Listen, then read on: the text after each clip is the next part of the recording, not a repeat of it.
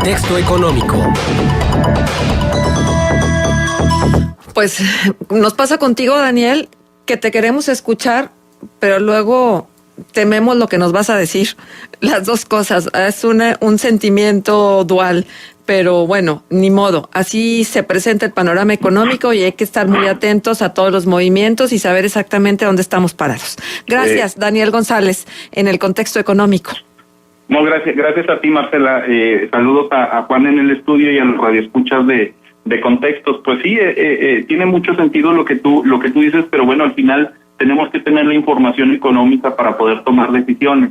Y hablando de esta decisión, de esta información económica, Marcela, pues déjame decirte que a las 8 de la mañana salió el informe de Secretaría de Hacienda respecto al comportamiento de la inflación en enero, y bueno, pues parece que no son muy buenas noticias en el tema inflacionario, pues la variación en un año se ubica en el 4.72% anual, que es la inflación de enero más alta en 50 meses, y esta cifra, bueno, ya es un tema que se debe de tomar en consideración.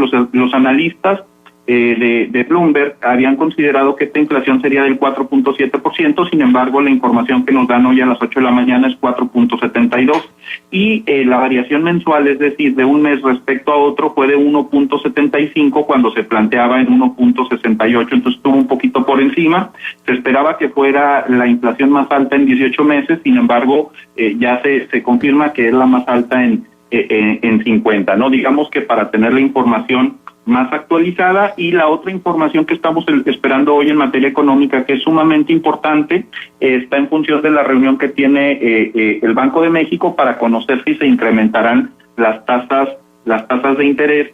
A la 1:00 p.m. más o menos se presentará esta decisión. De acuerdo a 20 instituciones privadas que fueron analizadas, se considera que se va a aumentar 50 puntos base para rebasar el 5%, ¿no? Y ubicarse entre el 6%, entre el 5.75 y el 6.25. ¿Qué quiere decir esto?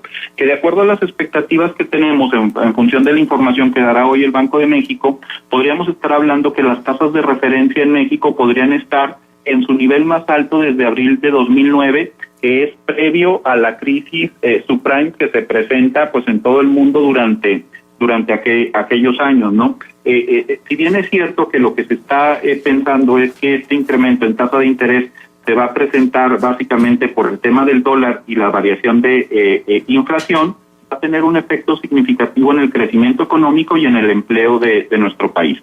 Ahora bien, después de esta información que recibimos de la variación inflacionaria el día de hoy en la mañana, pues seguramente sí vendrá este incremento de tasas de interés, porque es como se ha, comportado las decisiones del Bánsico a través de la dirección de Agustín Carsten, ¿no? Que a partir de junio dejará de ser el gobernador del Banco de México. Y en este escenario empiezan ya a moverse varios nombres para poder sucederlo, ¿no? Y de hecho da la impresión de que el gobierno, es decir, la presidencia de la República, empieza ya a mover sus cartas y empieza a poner en el escenario mediático a sus posibles candidatos, ¿no? Entre ellos se ubica Alejandro Díaz de León, que es uno de los principales, negociadores durante las reformas que se manejaron por parte del gobierno federal durante el 2014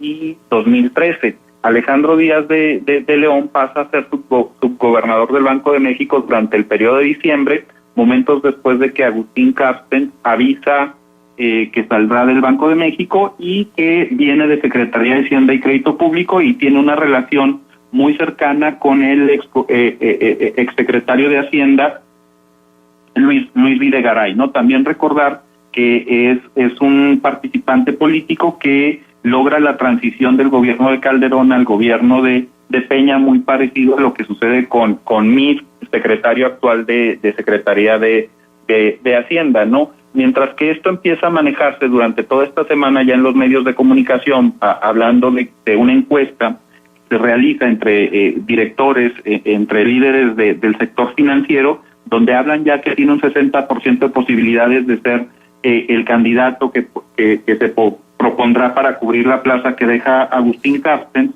Por su lado, el mismo gobernador del Banco de México también empieza a hacer ya sus apuestas por dos subgobernadores que también pues tienen experiencia y que parece que están un poquito más cercanos a él, ¿no?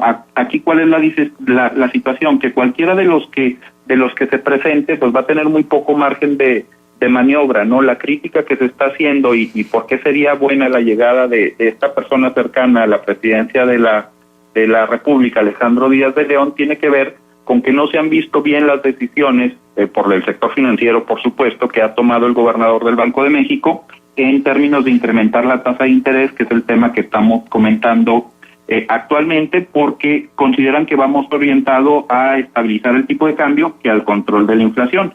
A mí me parece que es completamente diferente esta decisión. Sin embargo, bueno, los agentes económicos, los sectores financieros también juegan en las decisiones en materia económica, ¿no? A mí me parece muy delicado que alguien también muy cercano a la presidencia de la República tome control del Banco de México, puesto que si bien es cierto que no lo acepta el gobernador actual, Agustín Carstens, todo parece indicar que él se retira porque Secretaría de Hacienda y Crédito Público no hace los ajustes necesarios en términos de crecimiento de deuda, y esto genera, digamos, una confrontación entre Hacienda y Banco de México. Por lo menos esa es mi percepción de las cosas. No es la justificación que ha venido dando que le ofrecieron otro cargo y que... Sí, al final se le ofrece un cargo en Basilea, en el Fondo Monetario Internacional, y es un puesto sumamente importante, es el jefe de banco de bancos.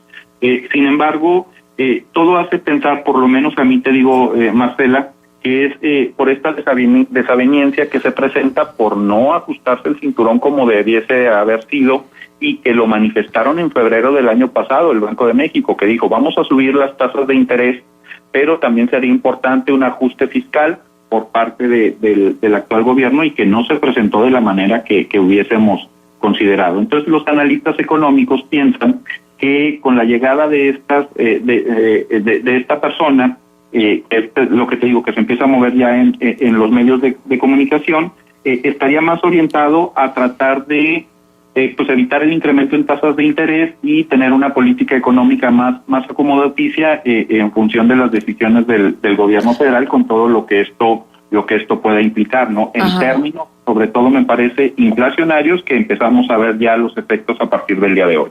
No, bueno, los efectos inflacionarios los empezamos a ver a partir de hoy. Yo creo que los estamos viendo desde hace semanas. De acuerdo, no, pero en términos de información, se están viendo ya con el mes más alto en estos términos en los últimos 50 meses, ¿no? El otro candidato, déjame cierro esta idea, es Miguel Mesmacher, también subsecretario de Hacienda, que es alguien que están impulsando a través de Presidencia de la República, y que también tiene un 50% de posibilidades de entrar en este grupo de personas candidatas al gobierno del Banco de México. A ver, una pregunta muy concreta. Entonces, ¿suben o no suben las tasas de interés? Yo creo que después de la información que tuvimos el día de hoy, Marcela, del incremento en la inflación, de la variación inflacionaria, vamos a tener un incremento de 50 puntos base en la tasa de interés, y lo veremos hoy a la 1 de la tarde. Y dime una cosa, ¿en qué porcentaje estaría subiendo la tasa de interés? Vamos a estar ubicando las tasas de interés entre el 5.75 y el 6.25. Es una barbaridad. Vamos a rebasar el 6% de tasa de referencia, de tasa de interés de referencia, como no se había visto desde abril de 2009. Es una barbaridad, porque además, lo decíamos hace un momento, ¿no? Lo que significa para los estados, para los municipios que tienen deuda, pues es también un incremento importante en su deuda. Y para el ciudadano común que maneja tarjeta de crédito, porque es donde viene el primer incremento. Claro. Pues bueno, Daniel, muchísimas gracias por estar con nosotros. Sí, necesarísimo que tengamos los pies puestos sobre la tierra. Y en materia económica más. Así es, Marcelo. Muchísimas gracias. ¿Nos dejas un punto de contacto, Daniel? Estoy a sus órdenes en redes sociales como danerto@hotmail.com. Como siempre, muchas gracias. Y Gracias tengo